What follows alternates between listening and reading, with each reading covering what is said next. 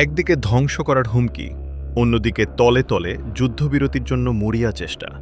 Trump কি তবে ইরানের প্রতিরোধে ভয় পেয়েছিলেন? ফাইন্যান্সিয়াল টাইমসের এক বিস্ফোরক রিপোর্টে ফাঁস হয়ে গেছে হোয়াইট হাউসের গোপন চক্রান্ত।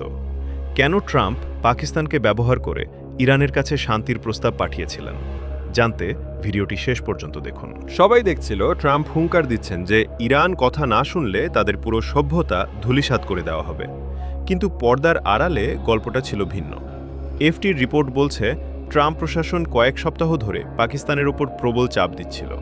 লক্ষ্য একটাই, যে কোনো উপায়ে ইরানকে বুঝিয়ে যুদ্ধ থামানো এবং হরমুজ প্রণালী খুলে দেওয়া। ওয়াশিংটন জানত প্রতিবেশী এবং মুসলিম দেশ হিসেবে পাকিস্তান কথা বললে ইরান সেটা গুরুত্ব দেবে। এই পুরো গোপন মিশনের নায়ক ছিলেন পাকিস্তানের সেনাপ্রধান জেনারেল আসিম মুনির। তার মধ্যস্থতাতেই গত মঙ্গলবার রাতে 2 সপ্তাহের এক সাময়িক যুদ্ধবিরতি আসে।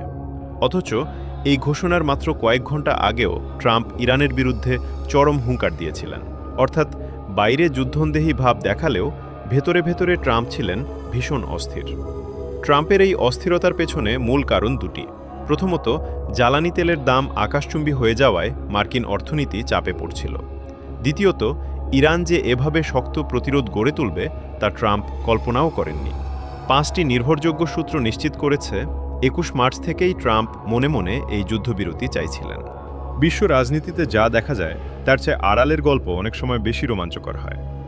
ট্রাম্পের এই কৌশল কি শুধুই সময়ক্ষেপণ, নাকি তিনি সত্যিই পিছু হটেছেন? পরবর্তী আপডেটের জন্য আমাদের সঙ্গেই থাকুন। ধন্যবাদ।